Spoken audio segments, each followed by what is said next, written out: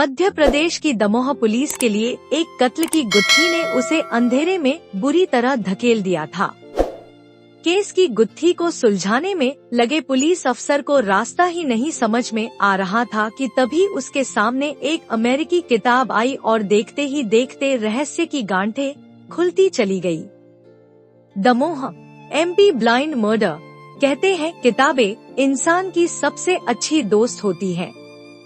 जब आपको दुनिया में कोई रास्ता न दिख रहा हो, तब किताबों में लिखी हुई इबारतें आपको रास्ता दिखा सकती हैं, बशर्ते आप किताबों को थोड़ा ध्यान से पढ़ लें। ऐसा ही एक किताब जब एक पुलिस अफसर की दोस्त बनी, तो कत्ल की जो गुत्थी बीते 17 महीनों से खुलने का नाम नहीं ले रही थी, वो एक ही झटके में खुलती चली गई और पूरे केस शीशे की तरह साफ हो गया। पुलिस कत्ल के अजीबोगरीब केस को सुलझाने के लिए क्या क्या जतन करती है, ये बात अक्सर हमारे सामने नहीं आ पाती। लोगों के सामने सबसे पहले कत्ल का केस आता है और उसको सुलझाने के बाद उसका नतीजा सामने आ जाता है। लेकिन कत्ल के एक सिरे से लेकर आखिरी सिरे तक पुलिस कैसे पहुंचती है, ये सफर न सिर्फ बेहद थका देने वाला होता है, पेचीदा होता है, मगर कभी कभी रोमांच से भी भरपूर हो जाता है। मध्य प्रदेश के दमोह पुलिस ने ऐसे ही एक ब्लाइंड मर्डर की गुत्थी को सुलझाने का दावा किया है। इस मर्डर केस की बंद गांठ खोलने में ही पुलिस को 17 महीने का वक्त लग गया। लेकिन जब गुत्थी खुली तो हर कोई हैरत में पड़ गया। मगर सबसे ज्यादा दिलचस्प तो ये है कि पुलिस ने जिस तरीके से ब्लाइंड मर्डर केस पर गौर किया और पुलिस को उस अंधेरे में रोशनी दिखाई। ब्लाइंड मर्डर सुलझाने में लगे 17 महीने दमोह पुलिस ने 10वीं के छात्र के ब्लाइंड मर्डर केस का पर्दाफाश करते हुए एक आरोपी को गिरफ्तार किया है। यह केस इतना पेचीदा था कि पुलिस को इसे सुलझाने में 17 महीने लग गए। किस्सा शुरू होता है पिछले साल मई के महीने से, जब पुलिस को पिछले साल 14 मई को एक खेत से एक नर कंकाल मिला था। पथरिया गांव के रहने वाले लक्ष्मण पटेल और उनकी पत्नी यशोदा ने कपड़े और सामान के आधार पर कंकाल की शिनाख्त अपने बेटे जयराज के रूप में की थी। कंकाल का DNA टेस्ट गया। खाली पुख्ता सबूत जुटाने के लिए पुलिस ने 2 बार उस कंकाल का DNA टेस्ट करवाया, लेकिन DNA मैच ही नहीं हुआ।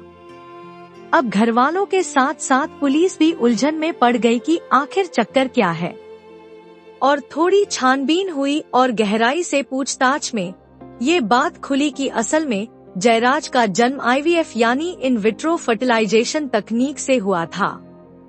यहाँ तक भी बात समझ में आ गई, लेकिन सवाल यहीं आकर अटका हुआ था कि आखिर DNA कैसे पता लगाएं और फिर उसे मैच करवाएं। पुलिस के सामने उलझी गुत्थी। इसी उधेड़बुन में लगे पुलिस के जांच अधिकारी इस गुत्थी को सुलझाने की कोशिश में लगे रहे, लेकिन कामयाबी उनसे कोसों दूर थी। तभी उस जांच अधिकारी के हाथ एक किताब लगी। अमेरिकी पुलिस की वो किताब पढ़ते ही उस जांच अधिकारी के दिमाग की बत्ती जल गई। उस किताब में वही चीज लिखी थी जिसकी तलाश में दमोह के पुलिस अफसर भटक रहे थे। अमेरिकी किताब ने दिखाया रास्ता। असल में उस किताब में IVF की तकनीक से पैदा हुए बच्चों का DNA टेस्ट करने का सही और साइंटिफिक तरीका बताया गया था। इस टेस्ट के लिए खून की नहीं, बल्कि मूंग के लार या फिर पसीने के नमूने की जरूरत पड़ती है। बस पुलिस किताब में लिखी उस इबारत को लेकर आगे बढ़ी और उसे ऐसा लगा कि उसे खजाने की कुंजी मिल गई। वो एक के बाद एक ताले खोलती चली गई। एक अमेरिकी किताब से सुलझी 10वीं के छात्र के कत्ल की गुत्थी कपड़े से हुई थी। बच्चे की पहचान जयराज के पिता लक्ष्मण पटेल बताते हैं कि हमने अपने स्तर पर बेटे को ढूंढने की कोशिश की थी। उसे ढूंढकर लाने वाले को 5 लाख रुपए इनाम देने का ऐलान भी किया था। जिस दिन पुलिस को मेरे ही खेत से कंकाल मिला तो मैं और पत्नी दोनों साथ गए थे। कंकाल के पास से पैंट, टी-शर्ट और बेल्ट मिली थी, यानी जिन कपड़ों में जयराज गायब हुआ था वही कपड़े उसके माता पिता को खेत से मिले थे। माँ बाप का नहीं मिला था डीएनए। उन कपड़ों की पहचान से ही पुलिस के सामने जयराज के तौर पर शिनाख्त की थी। माता पिता ने तो कपड़े से कंकाल की शिनाख्त कर ली थी, लेकिन पुलिस को पुख्ता सबूत चाहिए थे। इसके लिए पुलिस के पास एक ही तरीका है कि शव के सैंपल से माता पिता के खून से डीएनए टेस्ट से मिलान करवा लिया जाए और पहचान को पुख्ता कर लिया जाए। लक्ष्मण और यशोदा के ब्लड और हड्डियों के सैंपल जांच के लिए सागर की फोरेंसिक लैब भेजे गए। पुलिस ने तब तक नर कंकाल को सील कर अपनी कस्टडी में रखा। कुछ दिनों बाद सागर एफएसएल से रिपोर्ट आई कि कंकाल और लक्ष्मण पटेल और यशोदा का डीएनए मैच नहीं हुआ। सागर से रिपोर्ट मिलने के बाद पुलिस ने एक बार फिर परिवार के सैंपल लिए और इन्हें चंडीगढ़ एफएसएल भिजवाया। तकनीक के मामले में चंडीगढ़ एफएसएल की गिनती देश की सबसे अच्छी लैब के रूप में होती है। हालांकि यहाँ भी डीएनए मैच नहीं हुआ।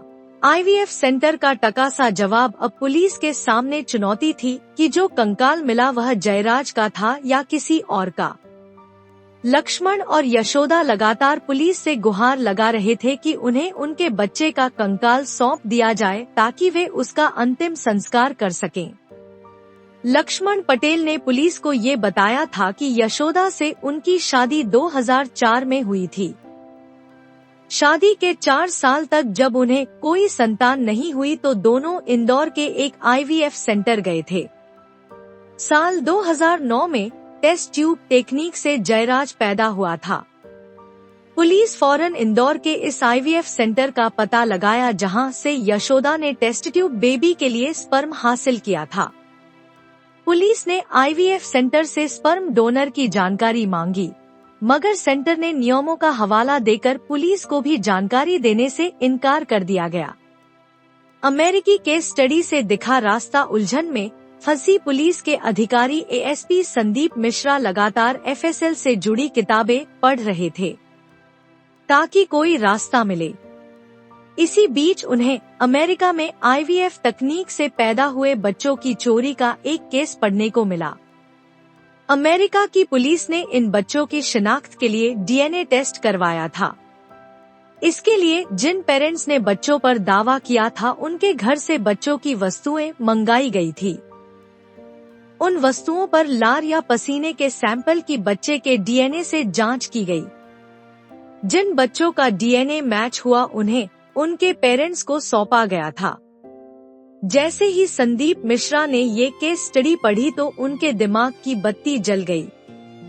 13 महीने बाद बेटे का अंतिम संस्कार। इसी बीच लक्ष्मण पटेल ने हाई कोर्ट में याचिका लगाई और बच्चे का कंकाल अंतिम संस्कार के लिए उन्हें सौंपने की मांग की। कोर्ट ने भी माता पिता की सुनी और पुलिस को कंकाल सौंपने के आदेश दे दिए। तब तक दमोह एसपी के तौर पर श्रुतकीर्ति सोमवंशी चार्ज ले चुके थे। तब उन्होंने उस वक्त के टीआई सुधीर बेगी से लक्ष्मण पटेल को उनके बेटे का कंकाल सौंपने को कह दिया। सुधीर बेगी कंकाल लेकर गांव पहुंचे और उसे लक्ष्मण पटेल के सुपुर्द किया। 13 महीने बाद 12 मई 2024 को लक्ष्मण ने अपने बेटे का अंतिम संस्कार कर दिया गया। बिना सबूत थम गई पुलिस की जांच। जिस दिन जयराज का कंकाल मिला था उसी दिन लक्ष्मण ने हत्या के लिए जिम्मेदार आरोपियों के नाम बताए थे, लेकिन पुलिस के पास उनके खिलाफ कोई सबूत नहीं था। साथ ही कंकाल जयराज का ही है यह भी वैज्ञानिक तौर पर साबित नहीं हुआ था। तब लक्ष्मण ने मध्य प्रदेश के मुख्यमंत्री डॉक्टर मोहन यादव से मुलाकात की और उन्हें अपनी परेशानी बताई। इसी बीच एएसपी संदीप मिश्रा ने उस किताब के पन्ने की तस्वीर के साथ टीआई सुधीर नेगी को पत्र लिखा। अब पुलिस के पास 2 ठोस वजह थी नए सिरे से जांच के लिए। पहली तो एएसपी संदीप मिश्रा की नई खोज, जिसके आधार पर इस जांच को दोबारा शुरू करने की बात थी, और दूसरी वजह सीएम डॉक्टर मोहन यादव ने भी पुलिस को निर्देश दिए थे कि लक्ष्मण को इंसाफ दिलाया जाए। लिहाजा एक बार फिर डीएनए की जांच शुरू हुई। पसीने के सैंपल से जांच। पुलिस ने लक्ष्मण पटेल के घर से जयराज के बचपन के खिलौने, कपड़े, ग्लव्स, टोपी, सीटी, स्कूल का आई कार्ड इकट्ठा किए। इन सभी वस्तुओं को चंडीगढ़ की एफएसएल भेजा गया। पुलिस को उम्मीद थी कि इन वस्तुओं में जयराज के शरीर के बाल, नाखून या पसीने के सैंपल मिल सकते हैं। पुलिस की ये तरकीब काम कर गई और साबित हो गया कि जयराज लक्ष्मण और यशोदा पटेल की ही औलाद था। लेकिन अब सवाल ये था कि आखिर कौन हो जिसने जयराज को मौत के घाट उतारा। पहले शक फिर हुआ यकीन। दरअसल लक्ष्मण ने जयराज के अपहरण और हत्या के लिए अपने सौतेले भाई दशरथ पटेल के बेटे मानवेंद्र पर शक जाहिर किया था। गांव के लोगों ने भी जयराज को आखिरी बार मानवेंद्र के साथ ही देखा था। लक्ष्मण ने पुलिस को बताया था कि वह और दशरथ एक मां पार्वती की संतान थे, लेकिन उनके दो पिता थे। लक्ष्मण पटेल के पिता श्यामले पटेल और दशरथ पटेल के पिता धनीराम पटेल थे। यह भी बताया कि दशरथ और उसके बेटे मानवेंद्र की उनकी संपत्ति पर नजर है। लिहाजा पुलिस ने अब शक के आधार पर लक्ष्मण के शक के आधार पर मानवेंद्र को हिरासत में लिया। उससे जब सख्ती से पूछताछ की तो वह टूट गया और उसने जयराज की हत्या करना कबूल किया। आरोपी ने कबूल किया गुनाह। पूछताछ में मानवेंद्र ने बताया कि जब लक्ष्मण पटेल को कोई संतान नहीं हुई तो उसे उम्मीद थी कि पूरी संपत्ति का वह अकेला वारिस होगा, मगर आईवीएफ तकनीक के जरिए जयराज का जन्म हुआ तो उनके मंसूबों पर पानी फिर गया। दरअसल लक्ष्मण पटेल की 100 एकड़ खेती है। साथ ही दमोह में एक प्लॉट और मकान भी है, जिसकी कीमत करोड़ों रुपए है। मानवेंद्र जैसे ही बड़ा हुआ वह जयराज को रास्ते से हटाने का प्लान तैयार करने लगा। पुलिस के सामने उसने खुलासा किया कि जयराज को रास्ते से हटाने का यह मौका उसे 28 मार्च को मिला। मोटरसाइकिल सिखाने के लिए वह दोपहर 12 बजे जयराज को अपने साथ ले गया। खेत में पहुंचकर उसने जयराज की गला दबाकर हत्या कर दी और खेत में लाश को दबा दिया था। 1.5 महीने बाद पुलिस को कंकाल मिला। पुलिस ने आरोपी के खिलाफ हत्या का केस दर्ज किया और 25 अगस्त को उसे जेल भेज दिया गया।